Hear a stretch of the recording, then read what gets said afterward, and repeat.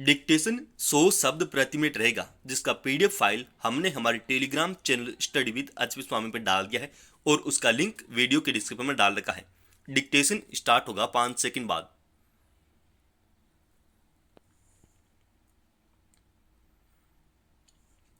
Start.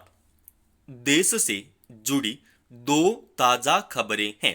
पहली यह कि देश के 100 बड़े उद्योगपतियों की संपत्ति एक साल में 40% बढ़ गई है और वर्ष 2020 की तुलना में तो यह संपत्ति दोगुनी हो गई है।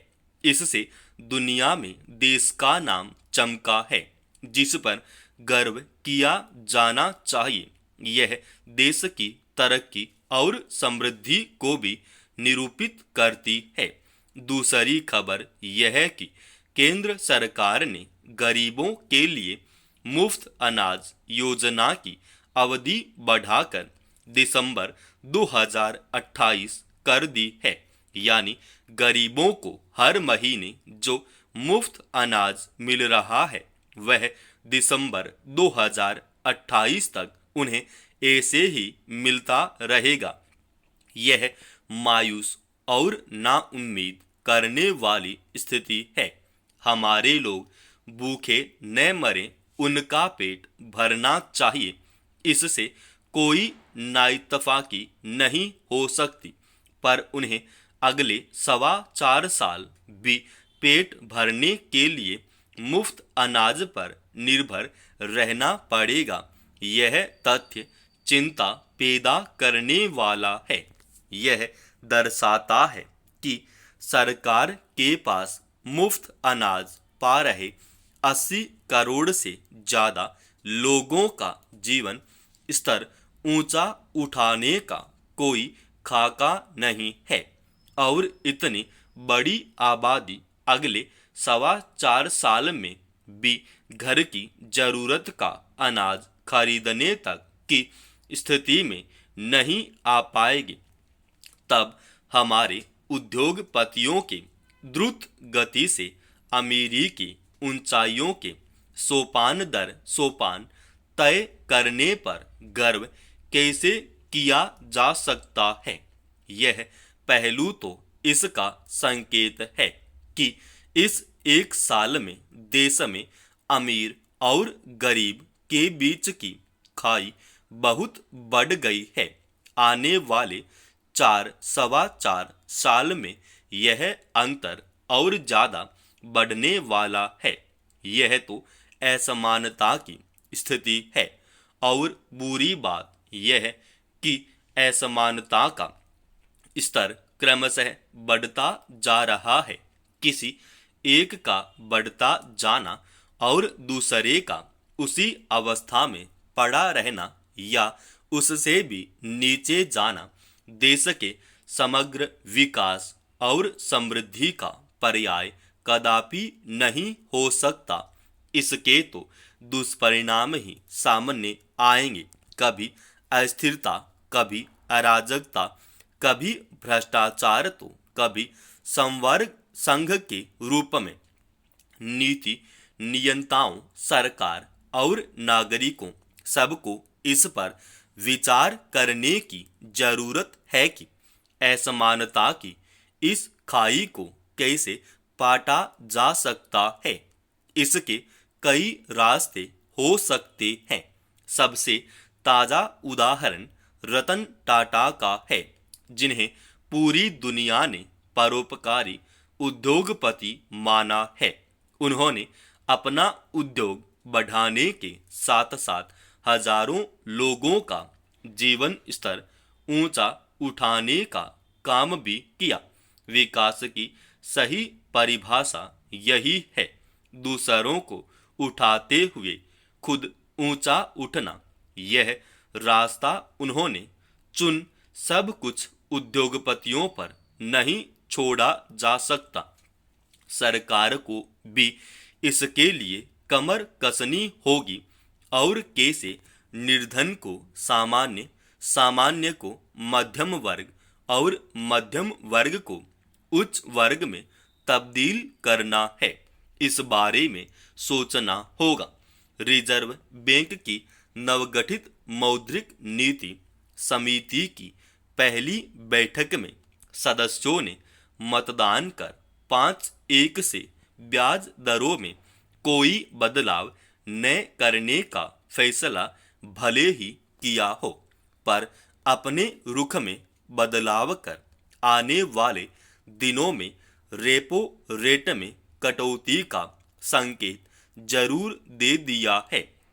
यूरोपीय central bank bank of England के बाद हाल ही में अमेरिकी फेडरल रिजर्व ने अपनी दरों में कटौती करके दुनिया को इसके अनुसरण के लिए प्रेरित कर दिया है। इसलिए लगातार 10वीं ब्याज दरें यथावत रखने के बाद अब दिसंबर में होने वाली भारतीय मौद्रिक नीति समिति की बैठक में दरों में कटौती की संभावना बढ़ गई है। यदि कोई अप्रत्याशित हालात न बने तो दिसंबर या फरवरी तक ब्याज दरें कम हो सकती है। रिजर्व बैंक के गवर्नर शक्तिकांत दास मानते हैं कि उच्च ब्याज दरों के कारण विकास दर में कमी के संकेत नहीं है। इसलिए भी शीर्ष बैंक कोई जोखिम नहीं लेना चाहता है।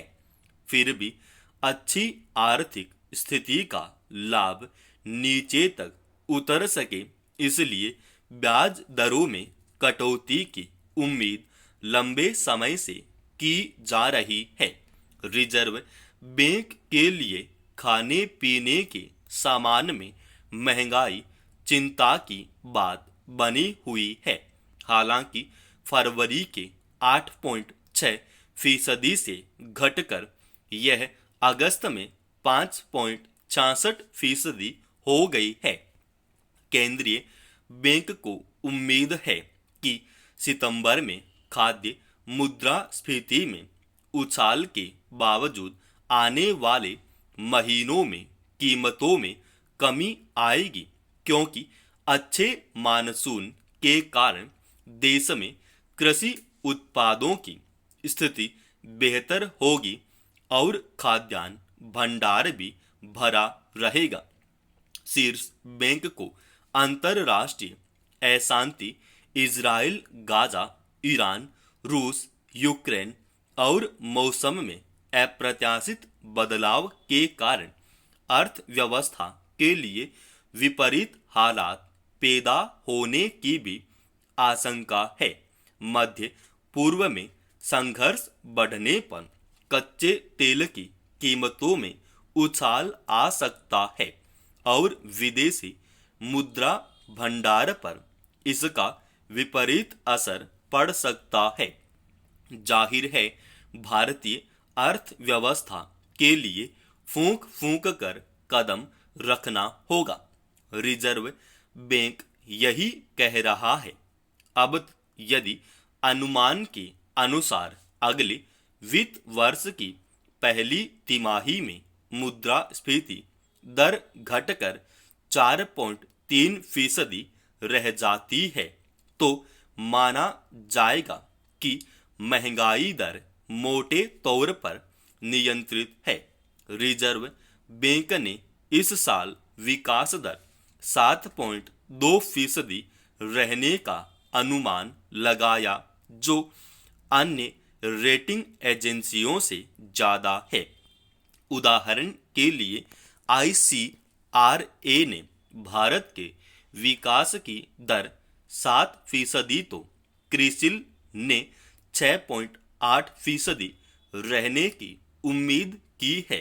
दुनिया ने तीसरी बड़ी अर्थव्यवस्था बनने के लिए हमें और तेजी से विकास करना होगा, और इसके लिए सबसे जरूरी यही है कि लोगों की क्रय शक्ति बढ़ाई जाए, और इसके लिए ब्याज दरों में कटौती करना भी एक तरीका है। मौद्रिक नीति समिति की बैठक में इसका रास्ता खुलता हुआ दिख रहा है। समाप्त। दोस्तों, रोजाना ऐसी एडवांस डिक्टेशन के लिए इस चैनल को आप अभी सब्सक्राइब कीजिए।